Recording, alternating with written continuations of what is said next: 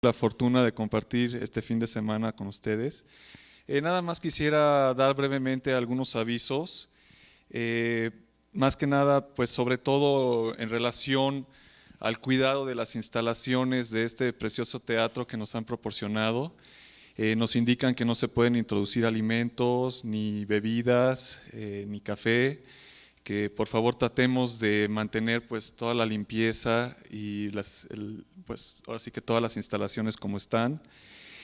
Por favor, aquellas personas que traigan celular, si lo pueden tener apagado o en el sistema de vibración para que no se escuche. También por favor, en lo que respecta a vamos a tener recesos. Uno de los recesos va a ser a las 12, de 12 a 12:20, con 20 minutos de descanso.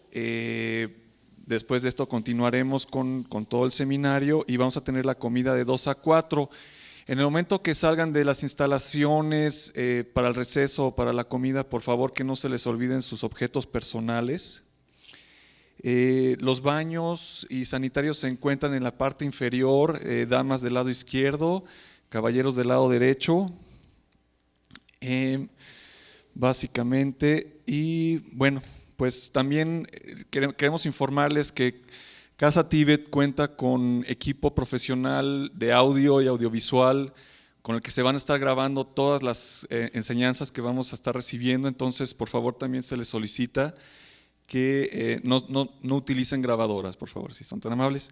Y bueno, vamos a empezar con un audiovisual que hemos preparado con muchísimo cariño y mucho gusto. Y posteriormente les daré una presentación también de introducción de Marco Antonio Karam, que es la persona que va a estar dando la plática. Entonces, vamos a ver este seminario, por favor. Este audiovisual.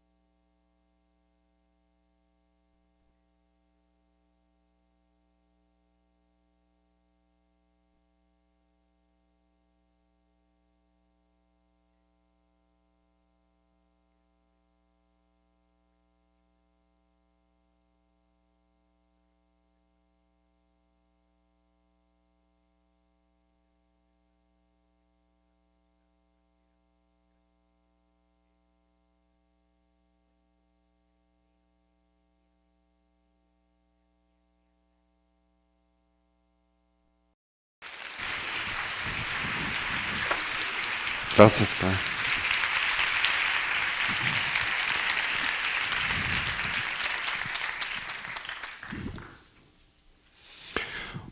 Buenos días a todos, nos da muchísimo gusto tenerlos con nosotros este fin de semana, como comentaba Karl Prats. En primera instancia me gustaría pedirles una pequeña disculpa por el espacio que tenemos. En realidad no es del todo apropiado para lo que hacemos en Casa Tibet, pero es cómodo y eso es lo más importante. No vayan a pensar que de ninguna manera esto se trata de un espectáculo, porque no lo es, sino más bien nuestra motivación es el tratar de generar las condiciones óptimas para poder compartir con ustedes algo de la rica herencia de la espiritualidad budista del Tíbet. Durante este fin de semana, la idea es que tengamos precisamente la oportunidad de tocar algunos de los puntos elementales de esta tradición, que gira en torno a 4 primarias observaciones en torno a la naturaleza de la realidad, llamadas también las 4 verdades nobles. Vamos a dividir nuestro espacio, como comentaba Carl hace un momento, en 2 diferentes fases. La primera de la mañana la vamos a abocar fundamentalmente a un proceso de introducción al material que voy a estar a ustedes presentándoles. Contemplo que esto es algo importante, es algo significativo en particular porque nosotros pues de alguna manera llegamos a este entorno o a este momento con una cultura muy diferente a aquella que sustenta la visión tibetana y la visión espiritual budista de la realidad, y por lo tanto es importante construir puentes entre estas tradiciones para poder aprovechar al máximo el material que voy a presentar. En la segunda fase del día de hoy voy a empezar precisamente a presentar el material fundamental de las enseñanzas del Buda, y el día de mañana en particular me voy a abocar a la presentación de lo que sería la metodología de transformación de la tradición budista. Particularmente esta es presentada generalmente a través de una estructura centrada en 3 observaciones, llamadas también los 3 fundamentales entrenamientos o los entrenamientos superiores de la tradición budista. Una propuesta ética que tiene que ver con el entendimiento de nuestras acciones y sus consecuencias, que tocaré con mucho detenimiento, presentando un concepto que yo me imagino algunos de ustedes habrán tenido con anterioridad la oportunidad de escuchar. Se le describe como la filosofía de la retribución moral de las acciones o el karma, una palabra que ha ingresado ya hoy en día al vocabulario de la lengua española, no obstante a menudo con un significado muy distinto al que tiene en las tradiciones orientales, y por lo tanto voy a tratar de contextualizar lo que este significa para una tradición como la budista y las repercusiones que tiene. El segundo de los entrenamientos es uno que yo me imagino para ustedes va a ser también de enorme interés. Se le presenta a través de la palabra sánscrita samadhi, y en esencia tiene que ver con la práctica contemplativa o precisamente la meditación, que dentro del ámbito de la filosofía y tradición contemplativa budista se divide en 2 grandes fases o en 2 grandes estructuras. Las prácticas contemplativas que tienen por objetivo el desarrollo de la atención concentrada o unipuntual. Fundamentalmente esto quiere decir técnicas para refinar las capacidades de observación de la mente humana, y después una serie de técnicas que tienen por objetivo esencialmente lo que se llama el desarrollo de la introspección analítica, y con esta el entendimiento correcto de la realidad, que con el paso del fin de semana iremos viendo es de hecho el tópico fundamental de estudio dentro del ámbito de la tradición budista. Este seminario es un seminario que hemos venido llevando a cabo a lo largo de la vida entera de la Casa del Tíbet, aproximadamente unos 14 años. El 6 de julio del año próximo cumplimos 15 años de trabajo en nuestro país, y además lo hacemos con mucho gusto porque existen posibilidades de que su santidad el 14º Dalai Lama del Tíbet nos visite de nueva vez el año que viene también, con el objetivo de celebrar precisamente estos años de vida de nuestra institución. Y es una unidad que está construida alrededor de una serie de principios que en efecto van a estar observando ustedes. Tienen por objetivo el que puedan entender con mucha precisión de qué trata esta tradición, qué es lo que nos propone y con qué herramientas nos presenta para el desarrollo personal. Bien, vamos a dividir la sesión de la mañana en 2 partes, como decía también hace un momento Carl. Vamos a empezar hasta aproximadamente las 12 y les vamos a dar un receso para que lo tengan en mente. Un poco de café, algunas cosas que puedan comer, etcétera, y volvemos a reiniciar por las 12:20 hasta las 2 de la tarde, y un poquito antes de este tiempo voy a abrir un pequeño espacio para preguntas y respuestas, lo cual vamos a hacer también en la sesión de la tarde, igual el día de mañana. No obstante, quiero pues pedirles un poquito de comprensión. Somos muchos de nosotros, y por esta razón un seminario de esta naturaleza a menudo lo que termina haciendo es incrementando significativamente las dudas que tienen y tan solo resolviendo una proporción limitada de estas. Entonces, bueno, yo veo en un seminario de esta naturaleza un mero punto de partida en la aventura del conocimiento que implica el contacto con la tradición tibetana y la tradición budista en particular, y espero que tengamos la oportunidad de ir ahondando precisamente en estos tópicos con el paso del tiempo. Les presentaremos más tarde cuál es el programa de continuidad académica que ofrece la Casa del Tíbet, y también les ofreceremos pues, una lista bibliográfica con la que puedan complementar lo que vamos a estar viendo aquí. y las notas primarias del seminario que vamos a estar teniendo. Creo que esto es muy importante porque el material que les voy a presentar es extraordinariamente amplio y de hecho esta es la naturaleza de este seminario. Está diseñado precisamente para dar o para ejercer el impacto más poderoso que podamos nosotros aspirar a tener. Y por lo tanto condensamos en estos 2 días una buena parte de la filosofía esencial de la tradición budista, por lo menos una parte significativa.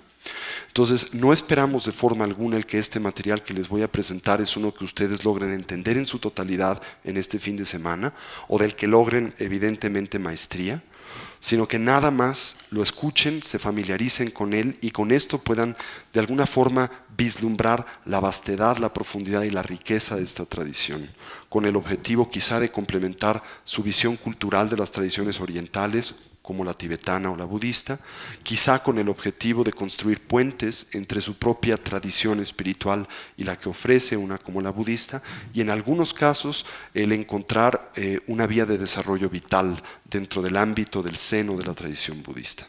Entonces, para que no se distraigan producto de la cantidad de cosas que voy a estar presentando, tengan en cuenta que les vamos a presentar con estas notas para que las tengan, que son básicamente las mismas que van ustedes a estar observando en la presentación que vamos a tener aquí. Todo lo que voy a estar presentando lo voy a ir apoyando en esta presentación audiovisual para que no se pierdan, y especialmente en algunos elementos importantes de la tradición que tienen que ver con conceptos que no puedo del todo traducir y es importante conservar en las lenguas orientales. Esto pues les va a dar un poquito de claridad, ¿ok? Es lo que vamos a estar haciendo. Bien, para empezar me gustaría comentar lo siguiente. Es evidente que al nosotros tener o contar con la oportunidad de interactuar con una nueva tradición, con una nueva aproximación ideológica a la experiencia o al sentir de la vida, no lo hacemos con una mente del todo fresca o del todo pura, en el sentido de que la mayoría de nosotros tenemos ya una serie de constructos ideológicos y culturales muy bien afianzados o establecidos dentro de nuestra forma de ver el mundo. Lo que por esto en esencia quiero decir es que el contacto que ustedes tienen esta mañana con la tradición indo-tibetana no es un contacto fresco. En algunos casos, algunos de ustedes en efecto deben de contar con ideas más o menos claras en torno a Tibet o al budismo, etc. En otros casos no. Y por esta razón vale la pena el construir todo nuestro edificio de aproximación a la tradición budista de una forma adecuada. Lo primero que me gustaría comentarles es que la naturaleza de este seminario es una muy particular. Es un seminario dedicado, como comentaba hace un momento, a la presentación de las ideas fundamentales de la tradición budista.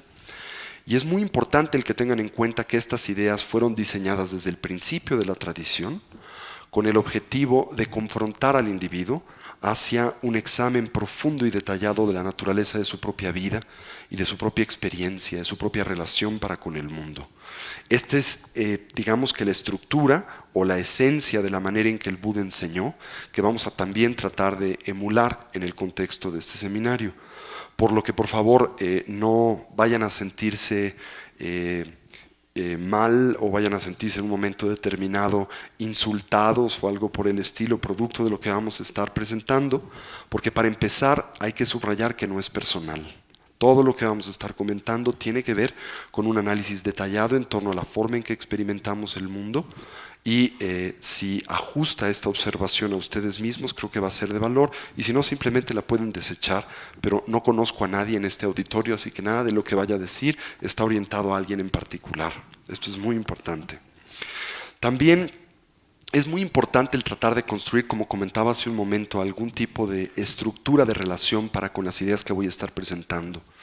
Con el paso del tiempo y los años precisamente de tener la oportunidad de fungir como un académico y un practicante dentro del ámbito de la tradición budista indo-tibetana, me he venido dando cuenta que es importante presentar 3 diferentes vías o instrumentos con base en los cuales ustedes puedan optimizar el conocimiento que vamos a estar nosotros aquí presentando. A estos diferentes elementos o vías o a estas diferentes avenidas de contacto para con una nueva ideología, las podemos dividir en las siguientes categorías. Podríamos interactuar con el Buda Dharma, con estas ideas, desde una perspectiva de enriquecimiento cultural. 1. 2. Lo podríamos hacer desde una perspectiva de complementariedad espiritual, que es generalmente una de las avenidas de mayor popularidad o más comunes en las personas que nos visitan dentro del ámbito de las actividades de la Casa del Tíbet. Y por último, y para algunos podríamos convivir o podríamos interactuar con este material desde la perspectiva de una búsqueda de una filosofía de vida o de un compromiso de transformación personal dentro del contexto del vivir. Exploremos rápidamente estas tres, me es muy importante el tratar de compartirlas con ustedes, con el objetivo de que encuentren en alguna de ellas los instrumentos que necesitan para optimizar este material. En primera instancia, yo creo que les es evidente a todos ustedes el que vivimos en un momento muy particular de la historia. Específicamente en estos últimos días, creo que este planteamiento que quiero hacer tiene mayor relevancia que hace pues quizá un mes o 2 meses. Vivimos en un mundo globalizado. ¿Sí? La globalización en nuestro planeta hoy en día ya no tan solo tiene que ver con elementos de corte económico, sino también evidentemente cultural e ideológicos. Por esta razón, las fronteras en el mundo cada día son más pequeñas y particularmente la conexión o la relación que existe entre diferentes culturas se hace hoy en día más estrecha. Podríamos debatir esto de muchas diferentes maneras y quizá decir que la globalización es un mito relativo, en el sentido de que la globalización más bien se ha convertido en los últimos años en un proceso de americanización del mundo, y hay algo de cierto en esto. No obstante, a pesar de que la fuente fundamental de influencia y de relevancia en este proceso es la americanización, muchos elementos de diferentes culturas nos han venido llegando directa o indirectamente. De esta manera también nosotros hemos tenido contacto con otras tradiciones culturales y en esta mañana en particular con la tradición cultural de la civilización clásica budista y particularmente en su forma o en la manera en que se expresa dentro del ámbito de la civilización clásica tibetana. Creo que es muy importante el habernos dado la oportunidad de participar en un seminario de esta naturaleza. Y la razón tiene que ver precisamente con el por lo menos disipar algunas de las dudas o de los mitos que a menudo nos acompañan en torno a la interpretación de una cultura de esta naturaleza. En nuestro país esto se resalta producto del hecho de que la mayoría de nosotros hemos tenido contacto con la cultura clásica del Tíbet a través de literatura no del todo autoritaria o no del todo adecuada, como es el caso, por ejemplo, de los libros de Lobsang Rampa. Muchos de ustedes habrán tenido la oportunidad de escuchar acerca del Tíbet a través de este cuerpo literario. Tengan en cuenta que Lobsang Rampa era básicamente un plomero inglés, que nunca tuvo la oportunidad de viajar al Tíbet y que básicamente lleva a cabo su narrativa a través del mundo de lo imaginario. En algunas cosas describe de forma muy exitosa a la cultura tibetana, especialmente antes de la invasión comunista china del Tíbet, y en otras cosas lo que hace es reinterpreta a el universo cultural y espiritual tibetano a través de una mezcla con la teosofía, un movimiento espiritual que nace en Inglaterra a finales del siglo XIX, que básicamente presenta una mezcolanza de muchas de las grandes tradiciones orientales, a menudo con malas interpretaciones muy importantes, y a través del pensamiento esotérico del siglo XIX y del siglo XX. Así que bueno, si este es uno de los puntos de referencia que tenemos para construir a nuestra visión del Tíbet o del budismo, es importante que lo vean desde la óptica que acabo de comentar, esencialmente como uno más correspondiente al género de la literatura fantástica, que a el de la etnográfica o de la filosófica o aquella que tiene que ver con la presentación de la historia de la cultura. Otras personas han tenido contacto con el mundo tibetano a través de un medio muy particular que es, por ejemplo, los programas de radio o los cómics de Calimán, ¿no? Que se dice el famoso hombre increíble quien estudió en el Tíbet, ¿no? Pero es muy importante que tengan en cuenta que todo lo que Calimán presenta dentro de su programa y sus cómics literalmente no tiene absolutamente nada que ver ni con el Tíbet ni con la cultura budista y es un champurrado de esoteria occidental generalmente bastante mal entendido, ¿no? Entonces este es otro elemento que tenemos que hacer a un lado. Y creo que otro punto de influencia que ha llegado a nosotros para la interpretación de las culturas orientales tiene que ver con nuestra propia formación cultural espiritual. La mayoría de ustedes, yo imagino, por el mero hecho de ser mexicanos, ¿no?, han sido directa o indirectamente formados por la cultura y la tradición espiritual cristiana y particularmente católica. Todos sabemos, y esto no lo digo de ninguna manera en términos peyorativos, sino simplemente como una observación sociológica, que esta tradición espiritual es una tradición esencialmente exclusiva, y por exclusiva quiero decir que presenta el contenido de su mensaje como una verdad absoluta, que esencialmente en muchos casos aparentemente entra en contradicción con cualquier otra aproximación al desarrollo personal. Producto de esto, a lo largo del tiempo se han generado campañas de desacreditación de otras tradiciones espirituales, particularmente una como es la budista, desde textos de difusión popular hasta textos firmados por el Papa, ¿no? En donde a menudo la visión que se presenta de la tradición budista es totalmente inadecuada, simplemente una mala interpretación de esta tradición. Por todas estas razones, pienso que es muy importante el que contemplemos este fin de semana como una maravillosa oportunidad, por lo menos a manera modesta, de construir una interpretación o un entendimiento correcto de lo que una tradición como es la tradición espiritual indotibetana tiene para nosotros que ofrecer. En el mejor de los casos encontraremos alguna herramienta que nos sea de beneficio personal, esto es, que podamos de hecho utilizar para transformar nuestra forma de estar en el mundo y mejorar nuestra calidad de vida. Y en el peor de los casos, por lo menos ustedes ganarán durante este fin de semana el suficiente entendimiento para poder entender por qué la tradición espiritual budista es una estupidez, ¿no? Pero lo harán con conocimiento de causa y no a través de mitos, de ideas desinformadas o simplemente de interpretaciones personales. Esta es la primera avenida entonces que me gustaría presentarles, el que tengan en cuenta que no pueden perder, que el mero hecho de que se encuentren este fin de semana aquí con nosotros les va a proveer de herramientas para enriquecer su universo cultural, y en un mundo globalizado como el nuestro, en donde los prejuicios y particularmente los prejuicios espirituales producen y generan grandes conflictos y dificultades como las que hoy vemos al borde de la guerra, particularmente esta colisión de mundos y paradigmas entre el universo cristiano y el universo musulmán, creo que esto es algo realmente significativo, es realmente importante, ¿sí? Les comentaba también que este concepto y este proceso de globalización se hace hoy en día todavía más importante, producto del hecho de que estamos al borde, como comentaba hace un momento, de la guerra, y que una buena parte de la guerra o de este gran peligro que de alguna manera está enfrente para nosotros en la humanidad, si bien tiene que ver con variables económicas, indudablemente tiene que ver con variables ideológicas, y que se nos ha venido presentando a lo largo del último par de años una visión muy distorsionada del mundo islámico y de los principios que animan al mundo islámico, que indudablemente es una de las tradiciones espirituales más importantes y profundas de la humanidad. Y en particular, algo que no me concierne en este seminario, pero sí les concierne a ustedes, se trata de una tradición espiritual con las que tenemos una liga muchísimo más natural a la liga que tendríamos, por ejemplo, con el universo budista que voy a estar presentando, ¿sí?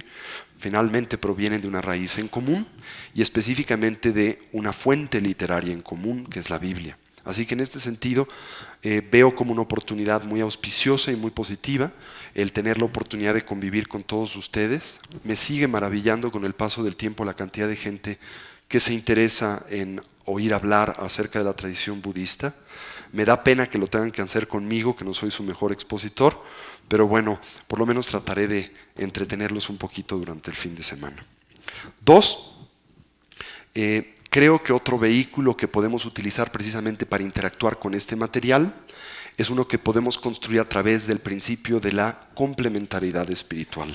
Esto es, algunos de ustedes, con base en la relación que han tenido con su propio universo espiritual o ideológico, con el paso del tiempo han encontrado quizá que éste no satisface algunas de sus necesidades fundamentales o primarias, que encuentran quizá vados, intersticios, ausencias dentro de la presentación de esta tradición, quizá de la manera en que la han aprendido o la forma en la que ustedes han sido educados dentro de ella, el acceso que tienen a diferentes partes o estructuras de la misma, que les abren el apetito para tratar de buscar nuevas explicaciones del mundo y nuevos instrumentos de desarrollo personal.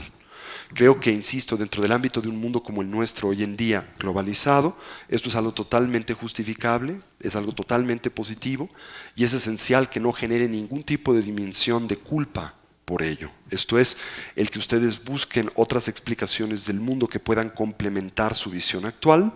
Lo único que puede generar es algún tipo de enriquecimiento, algún tipo de crecimiento personal, y de ninguna manera implica que ustedes se encuentren traicionando sus orígenes espirituales. De hecho, notarán, esto es uno de mis objetivos, que dentro del ámbito de lo que voy a estar presentando durante el fin de semana, espero encontrar una serie de herramientas que les van a ayudar a reinterpretar muchos de los principios fundamentales de la espiritualidad desde la óptica del sentido común, y particularmente de lo que yo llamo el sentido común trascendental, una de las definiciones que utilizo para aproximarme a la filosofía budista, porque de verdad la veo de esta manera, como iremos contemplando durante el fin de semana. Así que bueno, independientemente del hecho de que ustedes no tengan por motivación quizá, ¿no?, el encontrar en la tradición espiritual una forma de vida, un sendero de vida, estoy seguro que van a encontrar en la misma algunas herramientas que les van a ayudar a complementar su visión del mundo, y esto es algo muy positivo.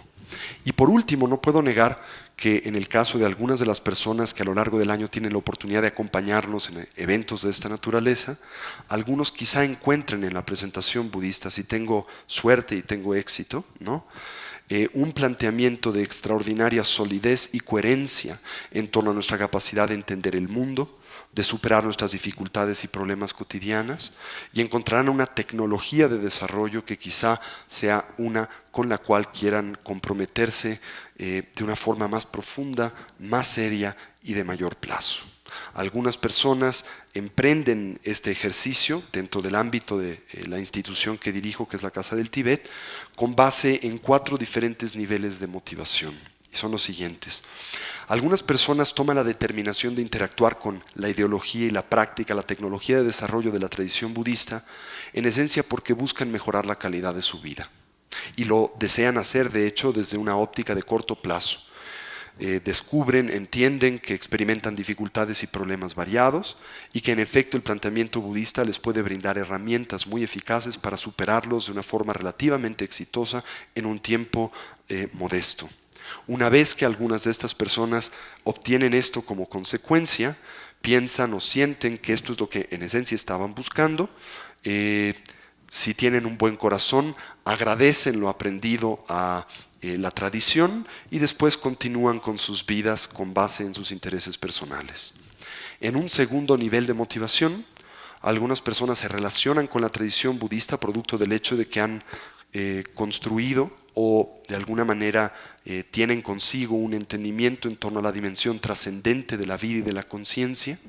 Contemplan el hecho de que nuestra mente es un flujo de eterna continuidad que carece de principio y fin, que no comienza en el momento del nacimiento y no termina en el momento de la transición del morir, un principio que es primario, que es esencial para la filosofía de la tradición budista y para una buena parte de las grandes ideologías espirituales del mundo, y que por lo tanto la experiencia que en este mundo nosotros tenemos y construimos no sirve más que como el preámbulo de alguna forma para un eterno futuro que nos aguarda. Y desde esta perspectiva, este tipo de individuos aprovechan aquello que se presenta dentro del ámbito de la tecnología de transformación y la visión o cosmovisión del mundo que tiene el budismo para construir las condiciones para poder garantizar un mejor futuro, un mejor renacimiento o las condiciones necesarias para poder continuar con su desarrollo personal. Ese es un segundo nivel de motivación e implica evidentemente un compromiso ya no tan solo de corto plazo, sino de largo plazo con una disciplina de transformación. En una tercera instancia, algunos individuos interactúan con la tradición budista producto del hecho de que aceptan, comprenden o divisan con claridad el que experimentan cotidianamente una variedad de dificultades y problemas, de los cuales se encuentran cansados y tienen la determinación de construir las circunstancias, las causas necesarias para abandonar o trascender estos problemas de forma definitiva. Uno de los planteamientos más interesantes de la tradición budista, como iremos viendo a lo largo del fin de semana, es que nos presenta la posibilidad de conseguir realmente la felicidad dentro del ámbito de este mundo, la plenitud de la vida y la plenitud de la felicidad. Algunas personas construyen una motivación de tal fuerza o de tal entusiasmo para con una meta de esta naturaleza que se involucran en su disciplina de desarrollo de una forma especialmente poderosa. Y finalmente, algunas personas se relacionan con el estudio de la tradición budista con una meta muy sofisticada en mente, que tendría que ver con el deseo de poder conseguir la plenitud del desarrollo personal que la tradición budista describe a través del estado de la iluminación, con una motivación altruista en beneficio de sí mismos y de los que les rodean.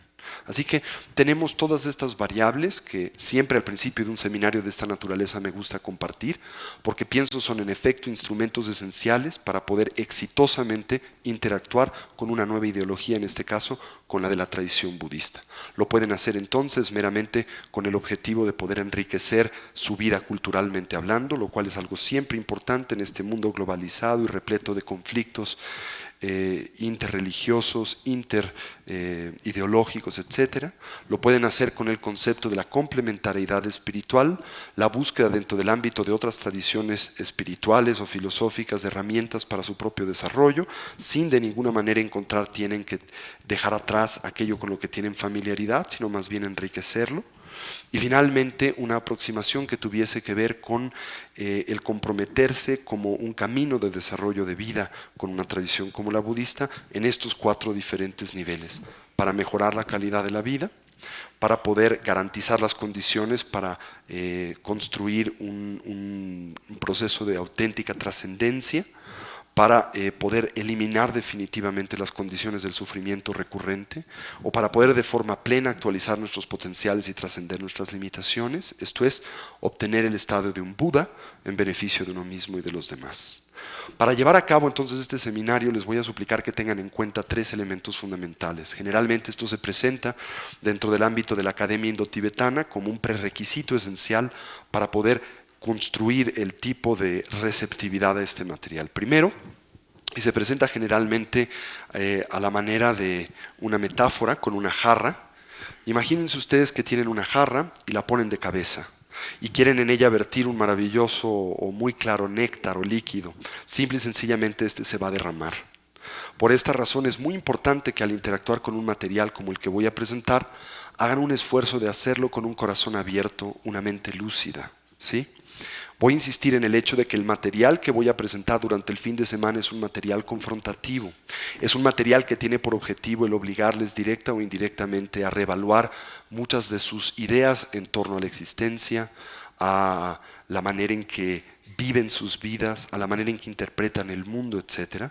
Y creo que esto es algo, insisto, positivo. Lo más que puede pasar es que a través del contacto con estas ideas, ustedes reafirmen lo que ya creen, o quizá se den la oportunidad de, al ponerlo en tela de duda, el emprender un proceso de investigación que siempre puede resultar en algo positivo. Entonces, abrir nuestros corazones y nuestras mentes, tratar de interactuar con este material sin prejuicios. 2, imaginen que ustedes tienen esta jarra, la ponen ahora sí boca arriba, pero está repleta de hoyos y cada vez que le quieren vertir agua, el agua simplemente se derrama por todos lados.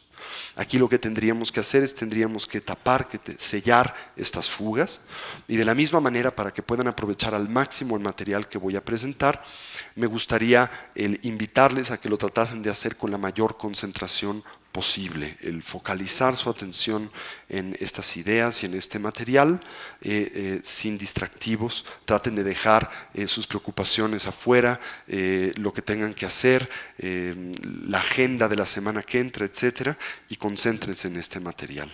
Y la última variable es que imagínense ustedes que tienen esta jarra ahora boca arriba, perfectamente sellada, pero está sucia por dentro. En el momento en que viertan ustedes el líquido, este simple y sencillamente se va a contaminar, y al contaminarse va a ser inservible. Entonces, para que puedan ustedes realmente aprovechar este material, traten por lo menos durante el fin de semana de interactuar con el mismo con una actitud de frescura, con una actitud de objetividad y de apertura. No lo comparen con nada. Es que mira, lo que están diciendo se parece mucho a El Cuarto Camino, se parece mucho a ¿qué les gusta? La teosofía, o se parece a esto, o se parece a aquello. Simplemente traten de interactuar con este material tal y como lo presenta la tradición clásica budista, sin prejuicios, sin mezclas, porque a menudo las ideas que pensamos se parecen a otras, solo lo hacen superficialmente, y podemos, al concluir algo de esta naturaleza, entender estos conceptos equivocadamente. Bien, entonces tratémoslo hacer de esta manera, con un corazón abierto, con la mayor de las concentraciones que podamos cultivar y finalmente hacerlo sin prejuicios y tratando de interactuar con este material con una actitud de relativa frescura. ¿Ok? Estos son elementos que son importantes. Bien, ahora, había comentado que en efecto la mayoría de nosotros vamos a interactuar con este material con base evidentemente en nuestra idiosincrasia y a través del filtro de nuestros valores culturales. Por esta razón no puedo pretender el que interactúen del todo frescamente con el budismo y es por esta razón que hago uso de una herramienta académica que es importante y en este caso es la herramienta de lo que podríamos presentar como la religión comparada. Me es importante motivacionalmente el que tengan ustedes en cuenta que la única razón por la que utilizo esta herramienta es para que ustedes puedan clarificar y distinguir algunos conceptos centrales para la propuesta budista.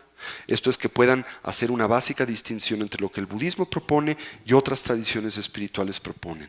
Tengan en cuenta que esto no hace que la tradición budista tenga razón o que de ninguna manera implica que la tradición budista sea una tradición que tenga una dimensión de superioridad por encima de cualquier otra tradición espiritual.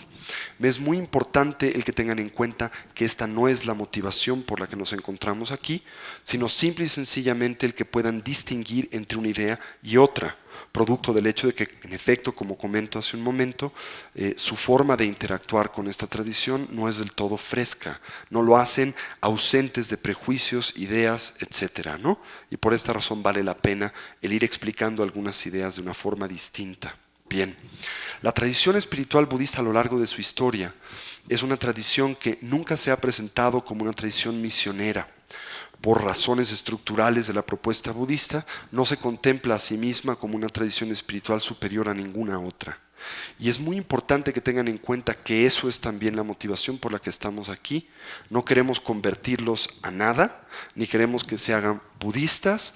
Lo único que queremos es informarles acerca de la gran riqueza que tiene una propuesta como esta y que tengan ustedes la oportunidad de discernir y ver qué de ella les es de utilidad y con base en las herramientas que presenté hace un momento, cómo la pueden ustedes colocar o adaptar a su interpretación del mundo. Bien, estos son algunos de los elementos con los que generalmente comienzo mis seminarios.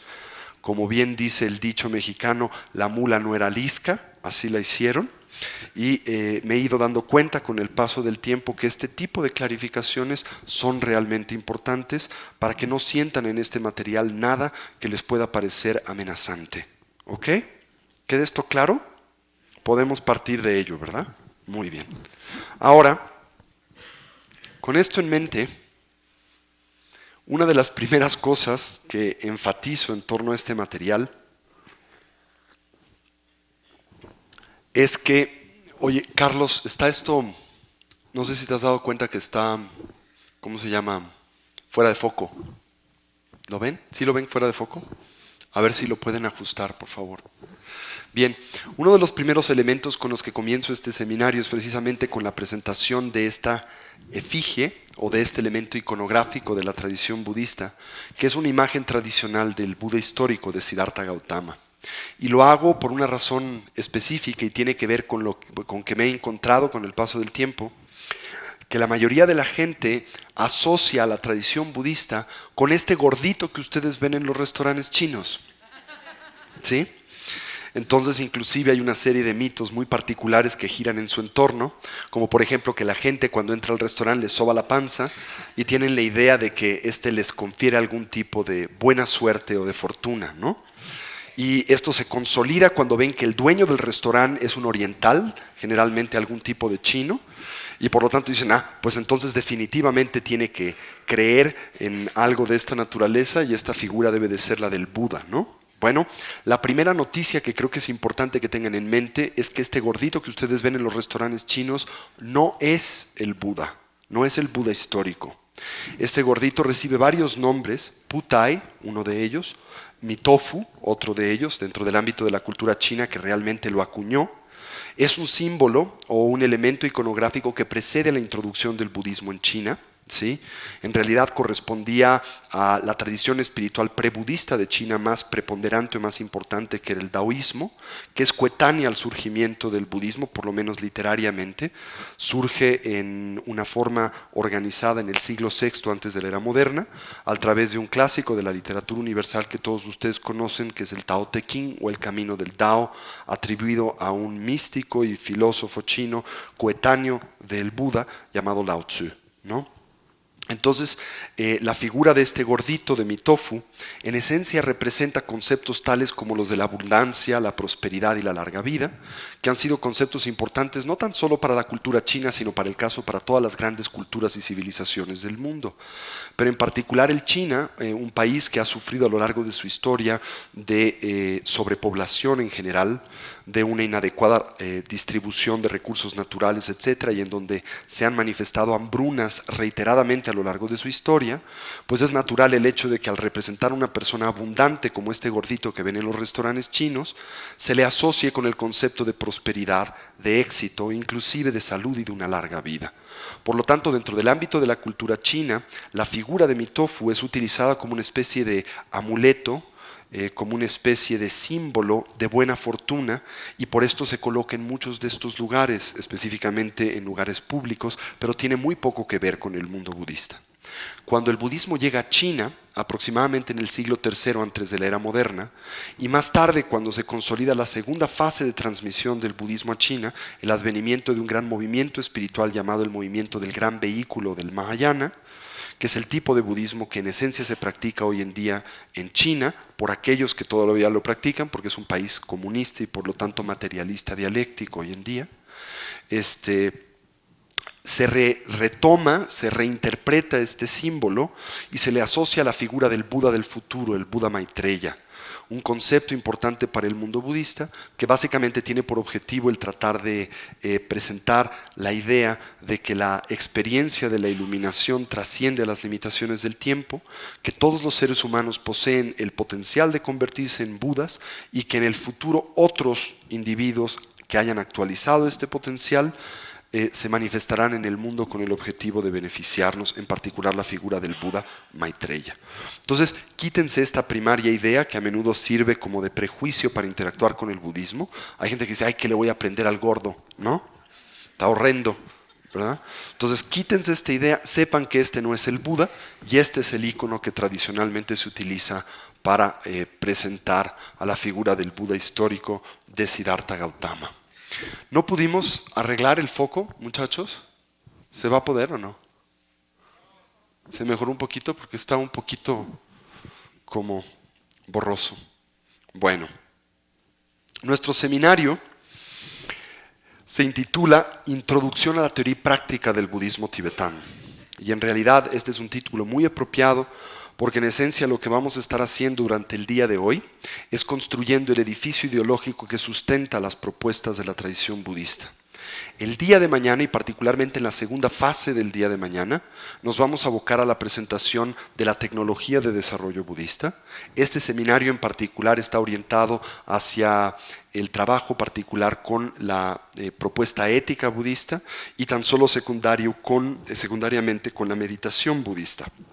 Nuestro próximo seminario, que es la segunda unidad que sigue al sistema educativo de la Casa del Tíbet, gira en torno específicamente a la práctica de la meditación, a la filosofía de la meditación. Evidentemente la tradición budista contempla que antes de poder practicar la meditación, es esencial que nosotros estudiemos o contemplemos sobre de qué vamos a meditar. ¿Sí? Y es precisamente lo que vamos a estar presentando durante el fin de semana, que es sobre de lo que se medita dentro del ámbito de la tradición budista. Bien, teniendo esto en mente, vale la pena, como comentaba hace un momento, empezar desde el principio. Ustedes, yo me imagino, interactúan con esta tradición a través de un nombre y una estructura que es popular dentro del ámbito de nuestra cultura, que es la palabra budismo. Esta es la palabra que se utiliza generalmente para referirse a esta tradición. Me es importante el que tengan en cuenta que este es un concepto, es una palabra, un término, una glosa, que no es del todo adecuada para describir esta tradición espiritual. Su historia es muy particular. La palabra budismo surgió aparentemente a finales del siglo XIX, durante la primera fase de conexión y de contacto entre la cultura occidental y las culturas orientales, durante la época colonial europea, durante el British Raj en India y en Birmania, en Sri Lanka y en otros países del sudeste de Asia, durante la época colonial francesa también en Asia, particularmente en lo que se conocía como la Indochina, esto es Vietnam, Laos y Camboya fundamentalmente, y durante la época de la colonia alemana en Asia, específicamente en lugares tales como China y Mongolia, los occidentales empezamos a tener contacto con las tradiciones orientales. La mayoría de los académicos que en aquel entonces empezaron a llevar a cabo este proceso de difusión eran generalmente misioneros, cristianos, en su mayoría católicos y protestantes, que se dieron cuenta que para poder promover los valores de su espiritualidad o de su ideología era esencial lograr un cierto dominio de las lenguas orientales. Y para poder lograr este dominio de las lenguas orientales tenían que ensayarlo, tenían que perfeccionarlo a través de sus tradiciones literarias, y una buena parte de las tradiciones literarias orientales están ligadas a la cultura de la civilización budista. Por ende, en estos textos que empezaban a estudiar con el objetivo de mejorar sus capacidades lingüísticas y con ellas construir su presentación ideológica, ¿no?, se toparon con la figura del Buda histórico de Siddhartha Gautama y se les hizo muy fácil describir a este sistema centrado en la figura de este gran reformador espiritual con base en su nombre como budismo, ¿sí?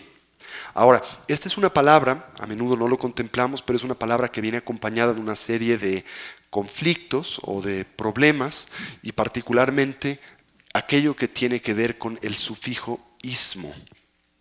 Si lo piensan, este es un sufijo que utilizamos mucho para la descripción de nuestras propias tradiciones espirituales. El cristianismo, el judaísmo, ¿no?, el islamismo o el islam.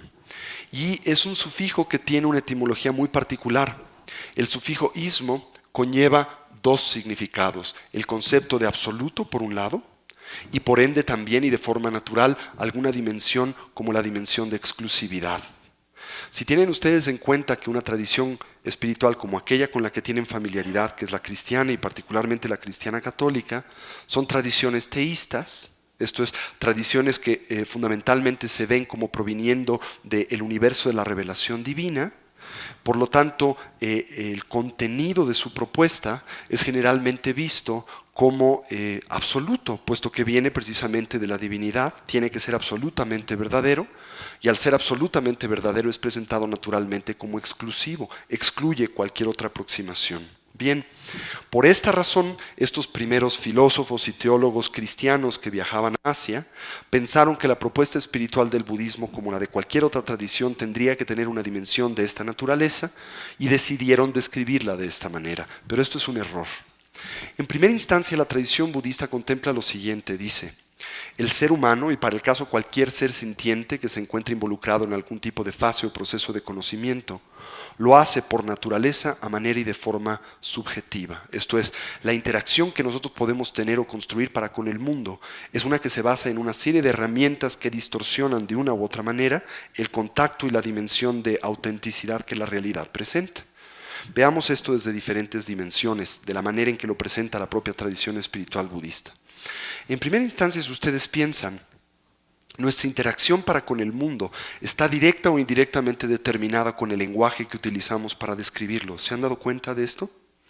Hoy en día sabemos, ¿no?, a través de diferentes medios, con base en diferentes instrumentos, como es la semiótica, por ejemplo, como es la antropología, como son las ciencias cognitivas, etcétera, que en realidad nuestra forma de describir a la realidad lingüísticamente de una u otra forma determina lo que nosotros percibimos. Es más, hoy sabemos que si nosotros no contamos con una glosa, con un término para describir un fenómeno, tendemos simplemente a ignorarlo, no lo percibimos. Esto es algo muy interesante. Les pondré algunas ideas para ilustrar este concepto. Algunos pueblos esquimales, evidentemente determinados geográficamente por un entorno hélido casi la totalidad del año, han tenido que construir un vocabulario muy extenso para describir el fenómeno del hielo. Y esto es natural dentro del ámbito de sus culturas porque de ello depende su seguridad personal, ¿no? Una persona que desconoce, por ejemplo, los diferentes estadios del hielo, o de la nieve en un entorno de esta naturaleza puede correr peligro, puede literalmente accidentarse. Entonces, dentro del ámbito de la lengua de algunos pueblos esquimales, como por ejemplo el pueblo Yunik, en este pueblo en particular existen más de 18 diferentes términos para referirse a la nieve. Si ustedes lo piensan, esto en esencia quiere decir que este tipo de individuos tienen la capacidad de percibir 18 diferentes tipos de nieve. Y de hecho tienen que estar educados dentro de un contexto de esta naturaleza para poder sobrevivir adecuadamente el entorno, su espacio geográfico, ¿no es cierto? Pero en un país como el nuestro, nosotros como mexicanos, como chilangos, por ejemplo, ¿no? Pues cuántos términos, cuántas glosas tenemos para describir la nieve, cuántas veces nieva en la Ciudad de México, quizá una vez cada 50 años, ¿no? Y por lo tanto, nuestra capacidad para describir este fenómeno es bastante limitada. Y es limitada porque en realidad no lo requerimos, no lo necesitamos. Es un fenómeno que no se presenta dentro de nuestro ámbito cultural y geográfico.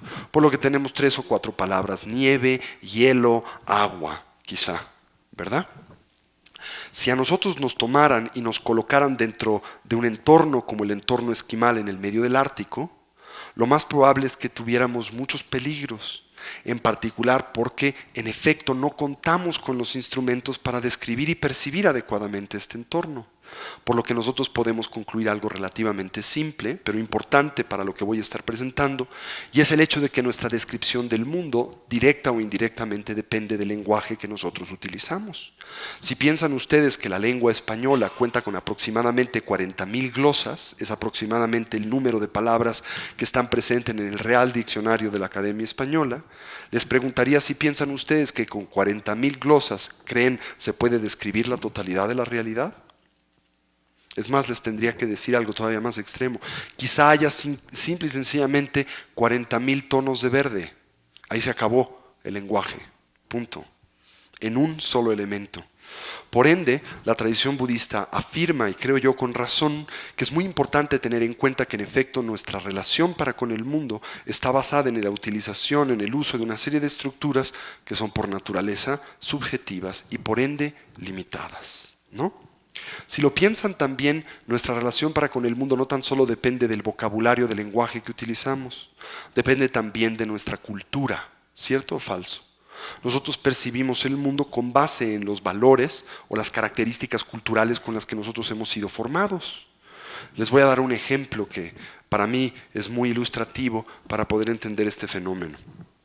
Hace algunos años tuve la oportunidad de emprender un viaje por una buena parte de la ex Unión Soviética, 18 diferentes ciudades desde Moscú hasta Mongolia, impartiendo una serie de seminarios en torno al budismo. La ex Unión Soviética es un país que tiene una vieja tradición de budología o de estudios budistas, porque algunas de las etnias que están presentes dentro de lo que era el imperio ruso eran budistas, particularmente los mongoles, en Baikal y en Transbaikal y en Kalmykia, etcétera, ¿no?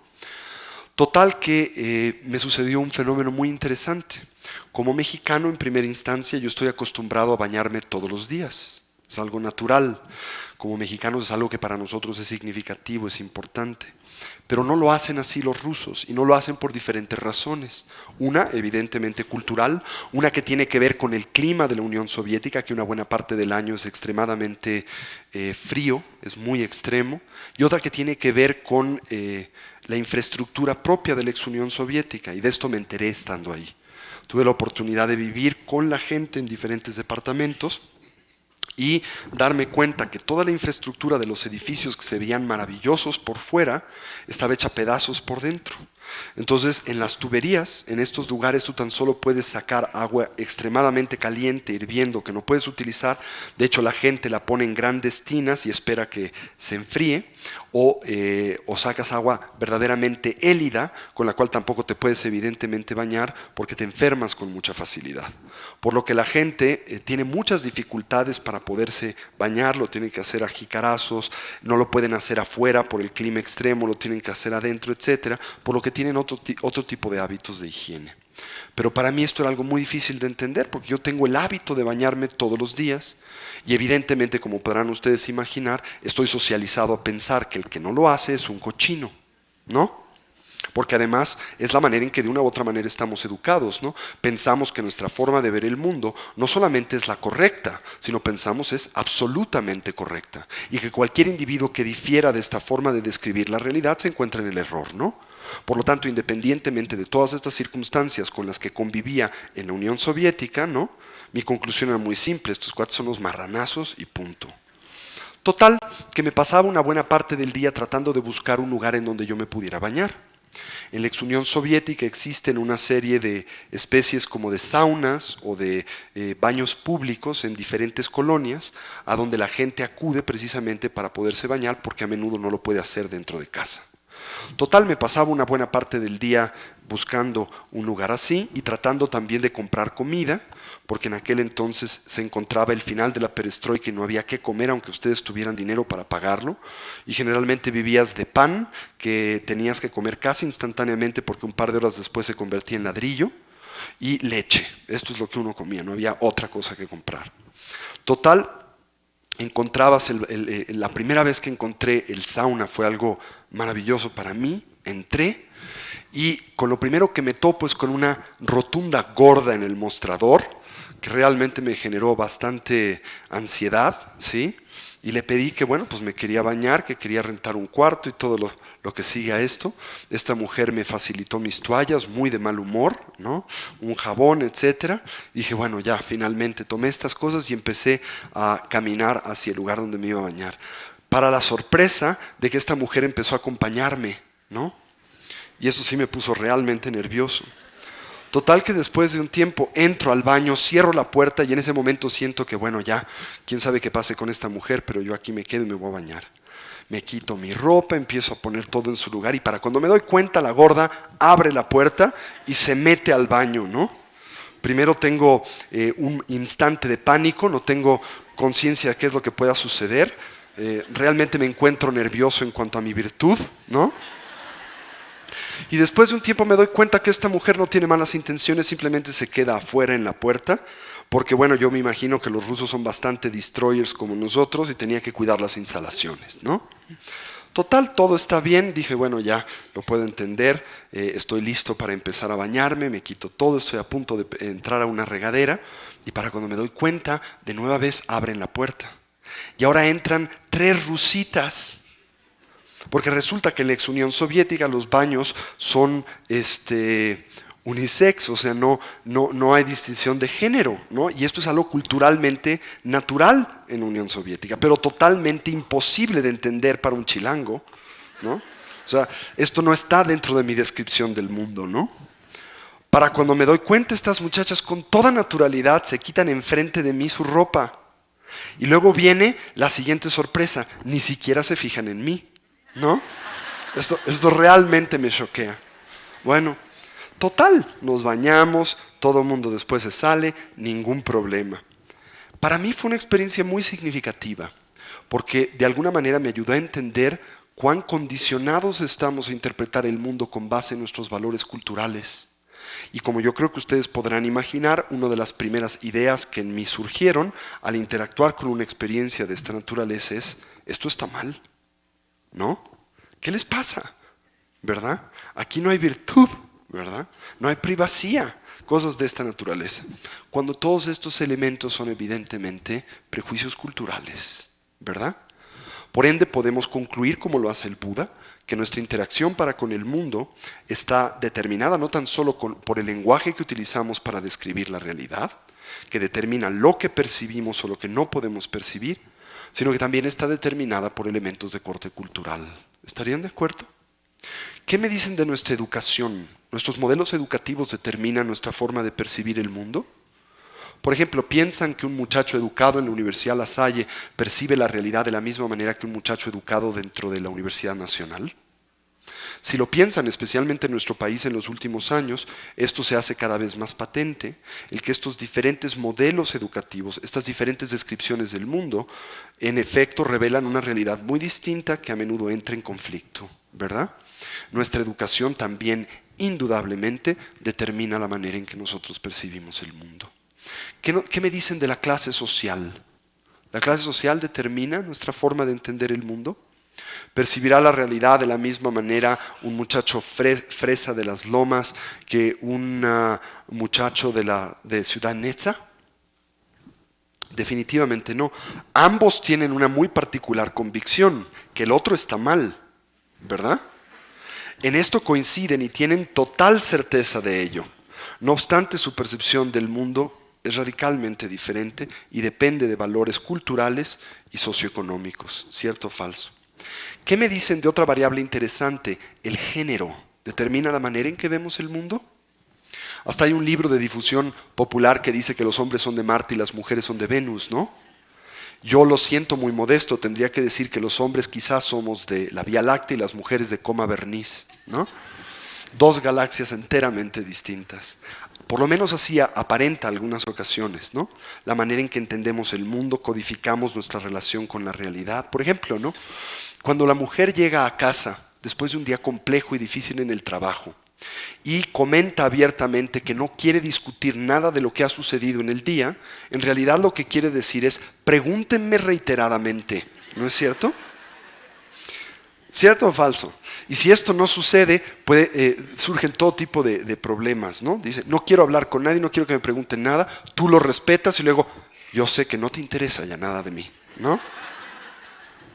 En el caso del hombre, cuando llega a casa después de un difícil día de trabajo y dice: de verdad no quiero hablar de nada, lo que realmente quiere decir es que no quiere hablar de nada, ¿no? Pero la mujer lo interpreta de acuerdo a su forma de ver el mundo y automáticamente se le prende una especie como de instrumento de decodificación y dice: ah, no quiere hablar de nada, es como yo, me está diciendo que le pregunte varias veces, ¿no? Y entonces esto genera todo tipo de conflictos y dificultades, ¿cierto o falso?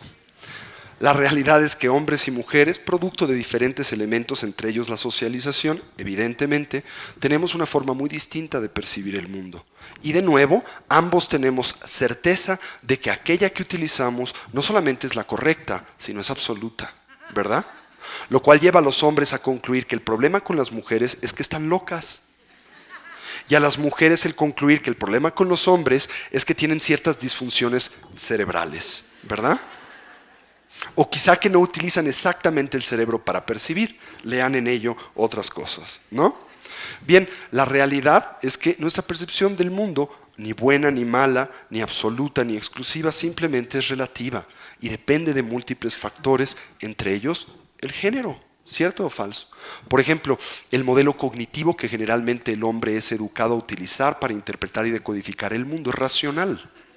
Mientras que el modelo cognitivo que la mujer desarrolla a lo largo de su proceso formativo es más intuitivo. Esto no quiere decir que la mujer no piensa, ni tampoco quiere decir que el hombre no siente. ¿Y dónde han oído esto? ¿Verdad? Generalmente son las cosas que nos recriminamos mutuamente. Es que tú no sientes, y ellas: es que tú no piensas, ¿verdad? Así lo decimos comúnmente. Simplemente son diferentes maneras de interactuar con el mundo. Y eventualmente es esencial el tratar de combinarlas para poder utilizarlas como un instrumento correcto de relación con la realidad. ¿Qué me dicen de la siguiente? Nuestra percepción del mundo depende del tiempo en el que vivimos. ¿Están de acuerdo con esto o no? Un ejemplo muy concreto. Traten de contemplar la noción de belleza que tenían sus abuelos, ¿no? Y contrástenla con la noción de belleza que hemos construido hoy en día. Son radicalmente distintas, ¿no? El otro día estaba viendo una revista de modas que trajo mi mujer a casa y le decía: oye, todas estas muchachas están enfermas, todas son anoréxicas, ¿no? Y es curioso, ¿no? Todas están tremendamente bronceadas, no hay un solo punto en su cuerpo que tenga un color natural, ¿verdad? Todas están tremendamente delgadas, algo que es totalmente imposible de sustentar naturalmente. Cualquier persona que come naturalmente no puede tener un cuerpo de esta naturaleza. Y esa es la noción de belleza que tenemos hoy en día. De hecho, es tan extrema que en algunas partes de los Estados Unidos se ha legislado en contra de presentar a la mujer a través de este modelo, básicamente de una morfinómana, producto del hecho de que genera una impresión muy negativa, especialmente en las jovencitas, que tratan de emular este modelo con un costo físico muy elevado. Pero para sus abuelos, ¿cuál era el modelo de belleza? Una muchacha gorda, ¿sí? Vean todas las antiguas, eran del siglo XIX en las fotografías, unas gordas, o sea, no hay cómo decirlo de otra manera, rollizas, En aquel entonces una mujer bella era una mujer que no le elevaba un dedo, ¿no? No se veía bien el que hicieran ejercicio, a diferencia de ahora que todas son fanáticas del ejercicio y tienen que tener un cuerpo que sea como un pedazo de acero, ¿verdad? Y todas blancas y todas ausentes de color y pálidas. No era bien visto el que se asolearan. De hecho, cuando iban a la playa lo hacían con grandes sombreros y tapadas desde los hombros hasta los tobillos, ¿verdad? ¿Cuán diferente es el modelo de belleza? ¿Verdad?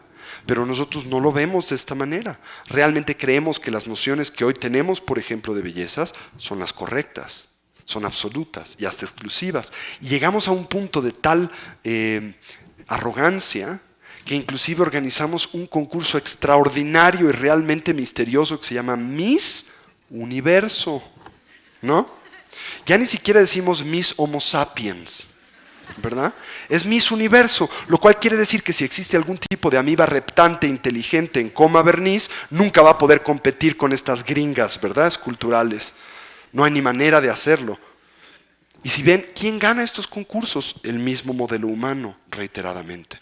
Y la belleza es algo totalmente subjetivo. Tanto lo es que tú puedes tomar esta Miss Universo, la metes en un avión, la avientas en paracaídas en Timbuktu y probablemente los negritos no la vean ni siquiera como bella, igual la ven como cena, ¿verdad? Entonces, si lo piensan, nuestra percepción del mundo también depende ¿de qué? De elementos tales como la época que nos ha tocado vivir. Y finalmente elementos generacionales. ¿Piensan ustedes que percibe el mundo de la misma manera un adulto que un adolescente? No, ¿verdad? De hecho, su descripción del mundo es a menudo tan radicalmente distinta que ¿qué se generan? Grandes conflictos. El adolescente está totalmente convencido que el adulto tiene un problema de fosilización neurológica y el adulto está totalmente convencido de que el problema con el adolescente es que está enfermo, ¿verdad? En realidad, pobre, está enfermo. El otro día estaba discutiendo con un colega mío del Colegio de México, un sinólogo muy lindo, quien tiene un hijo adolescente, y yo le preguntaba precisamente que cómo había encontrado, que qué tipo de fórmula había de alguna forma hallado para poder interactuar exitosamente con su hijo. Es muy simpático. Mira, dice Tony, yo encontré algo que es un instrumento maravilloso. Y le pregunto, ¿qué encontraste? Dice, lo que tienes que hacer para interactuar exitosamente con un adolescente es darte cuenta a priori de que está enfermo. Entonces, si tú tienes conciencia de que está enfermo, no hay momento alguno en donde puedas perder la paciencia. Es como si tienes a tu abuelita con Alzheimer's, ¿sí? Y de pronto olvida tu nombre.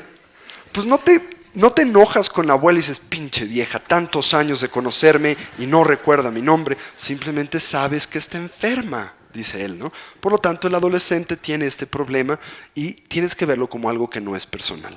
Y de hecho, cuando en su comportamiento revela algún nivel de neurosis, puedes simplemente utilizarlo como un medio para confirmar tu diagnóstico. Y punto, ¿no? Entonces, nuestra percepción del mundo depende, si lo piensan, de todas estas variables, ¿no es cierto? Estructuramos y decodificamos la realidad a través del lenguaje, indudablemente, y nuestro lenguaje determina lo que percibimos. Indudablemente también lo hacemos a través de elementos culturales, socioeconómicos, a través de elementos genéricos, a través de la época que nos ha tocado vivir, etc. Por lo que el Buda, creo yo muy coherentemente y de forma muy moderna, dice, si nuestra percepción del mundo está determinada por tantos elementos subjetivos, ¿cómo podemos decir que cualquier constructo humano de relación para con la realidad es absoluto y por ende exclusivo? Esto no solamente es poco probable, dice el Buda, es tremendamente arrogante. Por ende, lo que el Buda promueve o propone es meramente un instrumento de aproximación a la realidad. Pero presupone algo que pienso es muy contemporáneo y muy moderno, el que a lo largo de la historia de la humanidad hemos venido diseñando una variedad de diferentes tipos de instrumentos, como por ejemplo los que están presentes en diferentes tradiciones espirituales, que nos ayudan a obtener diferentes piezas del rompecabezas que es la realidad, mas ninguno de estos es absoluto y total. ¿Se entiende esto? Creo que esto es algo maravilloso de la tradición budista, es una de las primeras. Tengan en cuenta que esto lo dijo el Buda hace 2500 años. ¿Les puede a ustedes parecer esto muy natural en en el principio del siglo XXI? Pero si lo colocan en el siglo VI antes de la era moderna, en donde todavía había, simple y sencillamente hasta el siglo que les gusta, hasta el siglo XVI seguíamos quemando gente por sus ideas, y hoy en pleno siglo XXI vamos a hacer exactamente lo mismo, pero con una visión más sofisticada mercadológicamente hablando, la posición del Buda es muy moderna y es muy madura. Por esta razón, no es del todo adecuado referirnos a esta tradición a través de la palabra budismo y con base en este sufijo, que es el sufijo ismo, porque el budismo no es un ismo, no es una tradición que se presenta ni como absoluta, no es una tradición revelada. Esto básicamente quiere decir que no contempla el origen de su modelo de conocimiento de algún tipo de dimensión de revelación divina. De hecho, la tradición budista, y este es el primer shock del fin de semana, es una tradición no teísta. Y por no teísta quiero decir que no contempla como fundamental en su presentación el fenómeno de la divinidad. No se traumen por esto no quiere decir que no tiene nada que aportarles. Iremos viendo que tiene muchas cosas que decir, simplemente contempla que la idea de Dios no es de utilidad para el desarrollo personal. Y veremos por qué. ¿Ok? Entonces, la tradición budista es una tradición no teísta, por ende no es una tradición revelada, no se contempla ni como absoluta y por ende tampoco es exclusiva. Ahora, creo que es muy justo el hecho de que durante este par de días haga el mejor de mis esfuerzos de presentar a la tradición budista de la manera en que sus filósofos y contemplativas lo hicieron a lo largo de la historia. Y esto quiere decir que lo haga como un budista. Así que lo voy a hacer a lo largo del fin de semana como el abogado del diablo en cierto sentido. Esto no quiere decir que quiera presentarles al budismo como la tradición absoluta y exclusiva que tiene la razón por encima de cualquier otra, sino que más bien voy a tratar de presentar cómo sus propios practicantes lo hacen y ustedes irán extrayendo sus propias conclusiones. ¿De acuerdo? Bien, ahora, con base en esto, ¿sí? La palabra que se utiliza dentro del ámbito de la filosofía budista para referirse a esta tradición es una palabra de la lengua sánscrita, que es una de las lenguas canónicas más importantes de la tradición budista, que es la palabra Buddha Dharma. ¿Sí? Así que de este punto en adelante voy a eliminar el uso del término budismo y me voy a abocar fundamentalmente al de Buddha Dharma. Examinemos lo que este término quiere decir, lo que este significa. La primera palabra, como comentábamos con anterioridad, es una con la que ustedes ya tienen cierta básica familiaridad. También les decía al principio de mi seminario que era muy importante el que eliminaran el concepto que a menudo acompaña a la idea que tienen de esta palabra, la del gordo de los restaurantes chinos, este no es el Buda, u otras ideas que no necesariamente corresponden con lo que este término realmente quiere decir. La palabra Buda es una palabra sánscrita que proviene de la raíz sánscrita bodhi, ¿sí? Es una raíz interesante, su traducción literal al español es despertar. Por lo tanto, cuando se sustancializa, ¿quién es el que despierta? Un Buda, un ser despierto, ¿sí? Entonces la palabra Buda tiene varios significados en la lengua sánscrita. Un ser despierto, un ser lúcido, un ser plenamente actualizado. De hecho, la traducción de la palabra Buda a la lengua tibetana de alguna manera nos ayuda a profundizar en su significado. La palabra tibetana para la palabra Buda es la palabra Sanje. Quiere decir San, aquel que ha trascendido todo tipo de limitantes, y Je, que viene de la palabra Jepa tibetana, aquel que ha actualizado de forma plena y panorámica